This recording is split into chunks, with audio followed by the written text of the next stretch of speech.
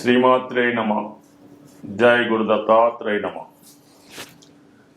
కుజగ్రహం మానవుడి యొక్క జీవితాల్ని తారుమారు చేస్తూ, వివాహాల్ని విచ్ఛిన్నం చేస్తూ, అటు అబ్బాయిల్ని అటు అమ్మాయిల్ని, ఇప్పుడున్నటువంటి పరిస్థితుల్లో మగవాళ్ళకి ఎదురవుతున్నటువంటి ఆలస్య వివాహాలు, స్త్రీల యొక్క ఆధిపత్యం పెరగడం, ఇవన్నీ కూడా కుజగ్రహ ప్రభావం వల్ల జరుగుతూ ఉంటాయి.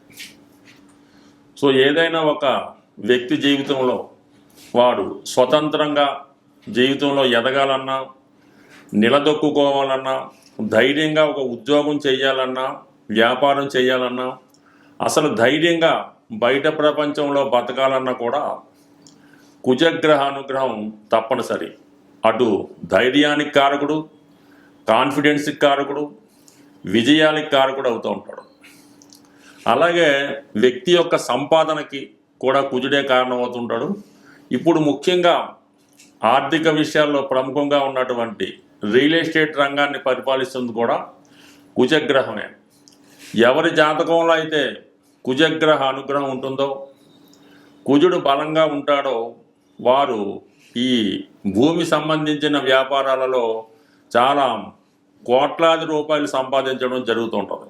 ఒకానొక రోజు సాధారణ స్థితిలో ఏమీ లేని ఒక వ్యక్తిగా, ఒక సాధారణ కూలీగా ప్రవేశించి లైఫ్లో కొలది కాలంలోనే విపరీతమైనటువంటి ఆస్తుల్ని, ధనాన్ని కూడబట్టగలిగారంటే కేవలం కుజగ్రహ అనుగ్రహం. కుజగ్రహ అనుగ్రహం ఉంటేనే పూర్వీకుల ఆస్తి మనకు వస్తుంది, ఆస్తికి తగిన ఆదాయం వస్తుంది. అలాగే ఎవరి నుంచి విరోధాలు లేకుండా స్వతంత్రంగా ఎదగడం జరుగుతూ ఉంటుంది. అటు వివాహాల విషయంలో కూడా ముఖ్యంగా స్త్రీలకి ఈ కుజుని యొక్క ప్రభావం వల్ల మరి తొందరగా వివాహం జరగాలన్నా, వివాహం తర్వాత కాపురం సరిగ్గా ఉండాలన్నా, అలాగే భార్యాభర్తలు జీవితాంతం కలిసి ఉండాలన్నా, లేదా వారికి మంచి సత్సంతానం కలగాలన్నా కుజుడే కారణం అవుతుంటాడు. ప్రధానంగా ఎవరి జాతకంలో అయినా సరే, స్త్రీలు కానీ పురుషులు కానీ, ఇప్పుడు అందరూ ఒకటే కాబట్టి కుజుడు బలంగా ఉంటేనే వారి జీవితం, లైఫ్ సక్సెస్ఫుల్గా ఉండడం జరుగుతూ ఉంటుంది. అటువంటి కుజుడు ప్రస్తుతం ఈ జనవరి 15వ తారీఖున మకర రాశిలోకి ప్రవేశించడం జరుగుతుంది. అంటే మకర రాశిలో ప్రత్యేకత ఏంటంటే, మకర రాశిలో కుజుడు చాలా బలంగా, అంటే ఉచ్చస్థితిలో ఉండడం జరుగుతూ ఉంటుంది. ఈ ఉచ్చస్థితిలో ఉన్నప్పుడు కుజుడు అత్యంత బలవంతుడై ఉంటాడనమాట. ఇది ఎప్పటి వరకు? ఫిబ్రవరి 23వ తారీఖు వరకు అదే రాశిలో సంచారం జరుగుతూ ఉంటుంది. సుమారుగా 48-49 రోజులు, అటు ఇటుగా 50 రోజుల సంచారంలో కుజుడు ఈ స్వక్షేత్రంలోకి వచ్చిన, ఉచ్చక్షేత్రంలోకి వచ్చిన ఈ పంచమహాపురుష యోగాల్లో రుచిక మహాపురుష యోగం అనే ఒక యోగాన్ని యాక్టివేట్ అవుతుంది. ఈ రుచిక మహాపురుష యోగం ఎవరి యొక్క జన్మజాతకంలో ఉంటుందో వారు ఏ స్థాయిలో పుట్టినా, ఎక్కడ పుట్టినా కానీ వారి యొక్క లైఫ్ అద్భుతంగా విజయం వైపు వెళ్తుంది. అటు రాజకీయాల్లో రాణించాలన్నా, పోలీస్ డిపార్ట్మెంట్లో రావాలన్నా, యూనిఫారం వేసుకున్నటువంటి ఏ ఉద్యోగం చేయాలన్నా, చివరికి ఒక క్రమశిక్షణతో మెలగాలన్నా కుజుడు యొక్క బలం జాతకంలో తప్పనిసరిగా ఉండవలసింది.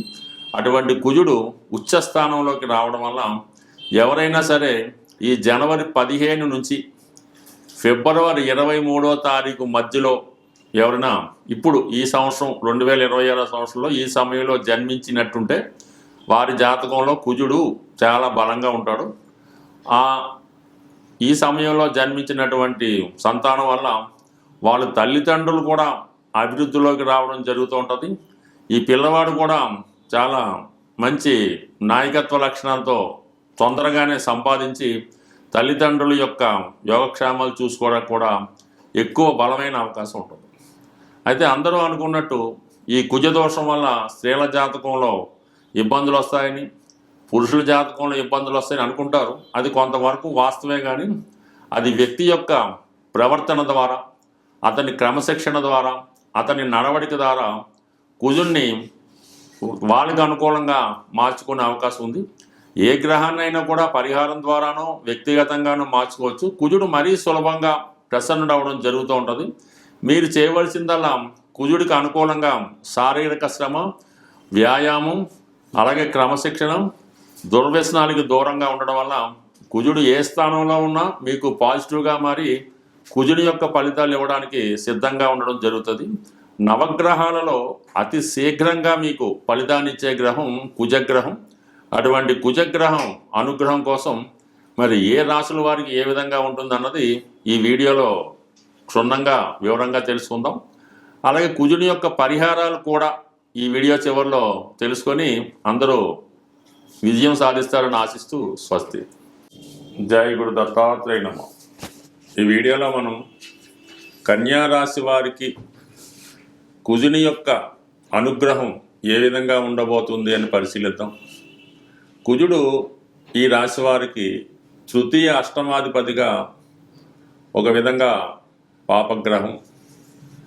వీరి యొక్క జన్మజాతకంలో కుజుడు ఏ భావంలో ఉంటే ఆ భావాన్ని చాలా వరకు ఇబ్బంది పెట్టడం జరుగుతూ ఉంటుంది. అక్కడ పోరాడి దాన్ని సాధించవలసి ఉంటుందన్నమాట. ఇప్పుడు ఈ కుజుడు పంచమ స్థానంలోకి రావడం జరిగింది. సో ఏదైనా ఒక గ్రహం సరే గోచారరీత్యా కానీ జన్మజాతకంలో కానీ దశా సిస్టమ్ ప్రకారం జరుగుతున్నప్పుడు ఆ గ్రహం బలంగా ఉంటే మంచి ఉచ్చస్థానంలోనో మిత్రక్షేత్రంలోనో ఉన్నప్పుడు ఖచ్చితంగా ఆ గ్రహం పాజిటివ్ ఫలితాలు ఇస్తూ ఉంటుంది. అంటే ఉదాహరణకి ఏంటంటే కుజుడు కాబట్టి ఏదో ఒక హెల్త్ ప్రాబ్లం అనేది బయటపడింది. దాన్ని ఎమ్మటనే మీరు వైద్యుని చూపించుకొని దాన్ని కంప్లీట్గా క్యూర్ చేసుకోవడం జరుగుతూ ఉంటుంది. సో అందువల్ల ఏంటంటే అది మంచి జరిగిందా చెడు జరిగిందా అంటే కంప్లీట్గా అది మీకు ఆ రోగం మీకు పూర్తిగా తగ్గిపోవడం వల్ల మంచి జరుగుతుంది అన్నమాట. అలాగే మీరు ఎవరికో గతంలో ఏదో డబ్బులు అప్పు తీసుకున్నారు, వాడు ఒకేసారి మీ మీదకి వచ్చి చాలా గందరగోళం చేసి ఆ ధనం కట్టేలాగా ఇబ్బంది పెడుతుంటాడు. అప్పుడు ఎవరో ఒక మీకు కావాల్సినటువంటి మిత్రుడో బంధువో ఆ ధనాన్ని మీకు పే చేసి మిమ్మల్ని రిలీఫ్ చేయడం జరుగుతుంటుంది.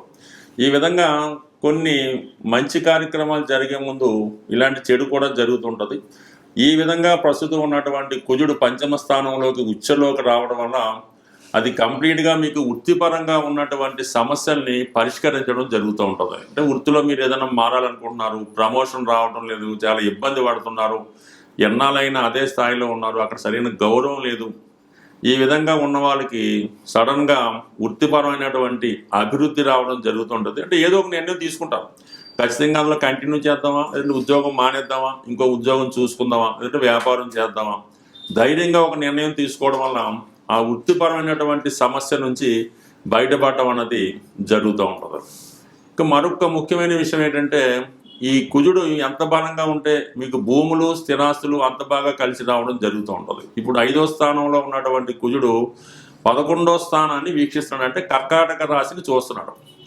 ఈ కర్కాటక రాశి ఏమైంది, మీకు సహజ చతుర్థ స్థానం మీకు లాభస్థానం అవడం వల్ల కంప్లీట్గా మీకు పెద్దవారి ద్వారా అంటే ఒక స్థిరాస్తి ఏమైనా రావాల్సి ఉంటే తల్లిదండ్రుల ద్వారా అవ్వచ్చు, అత్తమామల దగ్గర నుంచి అవ్వచ్చు, ప్రభుత్వం ద్వారా అవ్వచ్చు, మీకు ఏమైనా స్థిరాస్తి రావాల్సి ఉంటే ఆ స్థిరాస్తి ఇప్పుడు మీ స్వాధీనంలోకి మీ ఆధీనంలోకి వచ్చే అవకాశం ఉంటుంది. కంప్లీట్గా మీరు ఆ స్థిరాస్తిని మీరే అనుభవించవచ్చు, లేదంటే స్థిరాస్తి మీద ఆదాయం అయినా లభిస్తూ ఉంటుంది. దాంతోపాటుగా 12వ స్థానాన్ని కూడా వీక్షిస్తూ ఉంటాడు అనమాట. ప్రత్యేక దృష్టితో 12వ స్థానాన్ని వీక్షించడం వల్ల మీకు ఏమైనా దీర్ఘకాలిక రుణాలు అప్పులు లాంటివి ఏమైనా ఉంటే తీరుస్తారు. అంటే రుణాలు అన్నప్పుడు మీరైనా మీ పిల్లలకి పెళ్లి చేయాలి, తల్లిదండ్రులకి ఏదో గృహమో వాళ్ళకి జీవనోపాధి ఏర్పాటు చేయాలి, లేదా మీ సిస్టర్స్కి పెళ్లి చేయాలి, ఇలాంటి బాధ్యతలు రుణాల నుంచి కూడా ఈ సమయంలో మీరు బయటపడే అవకాశం ఉంటుంది. బట్ ఏదైనా ఒక రాశి వారికి శుభగ్రహం ఇచ్చే ఫలితాలు చాలా స్మూత్గా ఉంటే పాపగ్రహాలు ఇచ్చిన ఫలితాలు కొద్దిగా కఠినంగా ఉంటాయి. కానీ ఇవి అనుకూలంగా అయినప్పుడు కూడా కొంత ఇబ్బంది కలుగుతూ ఉంటుంది అన్నమాట. ఈ కారణం వల్ల మీరు కంప్లీట్గా ఈ వీడియో చివరిలో చెప్పే పరిహారం చక్కగా పాటించి మరి ఆ భగవంతుని అనుగ్రహంతో పాటు కుజగ్రహ అనుగ్రహం పొందడం వల్ల ఈ సమయంలో మీరు ఒక సొంత గృహం ఏర్పరచుకునే అవకాశం ఉంటుంది. స్వస్తి. కుజగ్రహ అనుగ్రహం పొందాలంటే చాలా సులువుగా తొందరగా పొందాలంటే ఆంజనేయ స్వామి యొక్క ఆరాధన ప్రతి మంగళవారం ఆంజనేయ స్వామి వారిని దర్శించుకొని ఒక 5 ప్రదక్షిణలతో స్వామిని పూజించడం వల్ల ప్రతిరోజు హనుమాన్ చాలీసా పారాయణ వల్ల మీకు రొటీన్గా ఉన్నటువంటి సమస్యలకి పరిష్కారం దొరుకుతూ ఉంటుంది. ఏదైనా ఎక్కువ పెద్ద సమస్య ఉన్నప్పుడు మీరు వివాహానికి సంబంధించిన సమస్య, పెళ్ళి అవటం లేదు, భార్యాభర్తల మధ్య విభేదాలు, అన్నదమ్ములతో గొడవలు ఇలాంటివి ఉన్నప్పుడు కంప్లీట్గా ఒక మంచి రోజు చూసి మీ యొక్క సాధన తార వచ్చిన రోజు స్వామివారి ఆలయంలో సింధూరంతో అభిషేకం చేయించడం, అదే రోజు తమలపాకులతో అర్చన చేయించి ఇలాగా ప్రతి మంగళవారం ఒక 8 వారాలు అనుకొని, అయితే ఈ 8 వారాలు కూడా మీరు బ్రహ్మచర్యాన్ని పాటించవలసి ఉంటుంది. బ్రహ్మచర్యం అంటే స్వామికి ఇష్టం కాబట్టి బ్రహ్మచర్యాన్ని పాటించాలి. ఎవరో ఒకళ్ళకి మీరు కొద్దిగా హెల్ప్ చేస్తున్నట్టు ఉండాలన్నమాట. వాళ్ళ యొక్క సేవకుడుగా ఉండవలసి ఉంటుంది. తండ్రి గారికో, తల్లి గారికో, అన్నదమ్ములకో కొద్ది సేవకుడుగా వాళ్ళకి కావాల్సిన పనులు చేసి పెడతా ఉంటే ఆటోమేటిక్గా మీకు స్వామి అనుగ్రహంతో కొన్ని జటిలమైనటువంటి కుటుంబ సమస్యలకి పరిష్కారం అనేది దొరుకుతూ ఉంటుంది. అయితే సంతాన దోషం ఉన్న వాళ్ళకి ఏంటంటే సుబ్రహ్మణ్య స్వామి వల్ల, అది కూడా కుజుడి యొక్క అంశ కాబట్టి, అంటే సుబ్రహ్మణ్య స్వామి అంశగా కుజుడు. ఈ సుబ్రహ్మణ్య స్వామిని మంగళవారం రోజు మరి పిల్లల యొక్క సమస్యలు, పిల్లలకి అడగడం లేదు, పిల్లలకి అనారోగ్య సమస్యలు, ప్రెగ్నెన్సీ పోవటం జరుగుతుంది, గర్భం నిలబట్టలేదు, ఇటువంటి సమస్యలకి మంగళవారం రోజు సుబ్రహ్మణ్య స్వామి వారికి అభిషేకం చేయవలసి ఉంటుంది. అంటే మామూలుగా తేనె, ఆవు పాలు, బెల్లం పానకం, అలాగే నైవేద్యంగా చలిమిడి పెట్టడం, ఇవి మీ యొక్క సాంప్రదాయాన్ని బట్టి ఈ సుబ్రహ్మణ్య స్వామికి అయితే మాత్రం 18 మంగళవారాలు చేయవలసి ఉంటుంది. ఈ 18 మంగళవారాలు మీరు నియమనిష్టలతో చేయడం వల్ల, అంటే పిల్లల కోసం అయితే భార్యాభర్తలు ఇద్దరూ కూడా చేయడం మంచిది. అందువల్ల ఏంటంటే తొందరగా మీకు ఫలితం అన్నది రావడం జరుగుతూ ఉంటుంది. ఇక దీనికన్నా చాలా గొప్పది, కొంతగా ధైర్యం ఉన్న వాళ్ళు చేసే పరిహారం ఏంటంటే, ఎవరికైనా అత్యవసర పరిస్థితుల్లో ఇబ్బందుల్లో ఉన్న వాళ్ళకి రక్తదానం అన్నది చేయవలసి ఉంటుంది. ఈ బ్లడ్ డొనేషన్ చేయడం వల్ల చాలా వరకు మీకు ఈ కుజుడు అనుకూలించడం జరుగుతూ ఉంటుంది. కుజుడు వల్ల ఏదన్నా ఉద్యోగం రావాలన్నా, రుణాలు తీరాలన్నా, ఎటువంటి గొప్ప సమస్య అయినా సరే ఈ రక్తదానం వల్ల మీకు క్యూర్ అవ్వడం జరుగుతూ ఉంటుంది.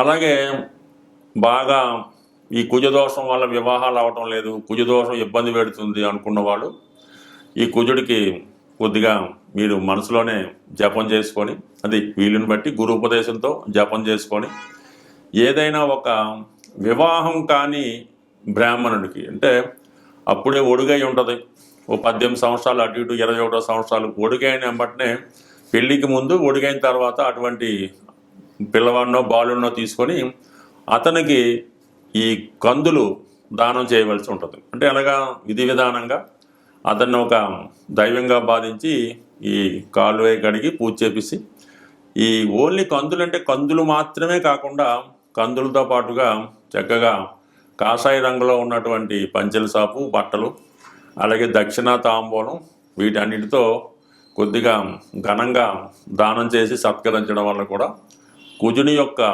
దోషం పరిహారం అయ్యే అవకాశం ఉంటుంది. అనేక ప్రాంతాల్లో అనేక రకాలుగా ప్రభావం ఉంటుంది.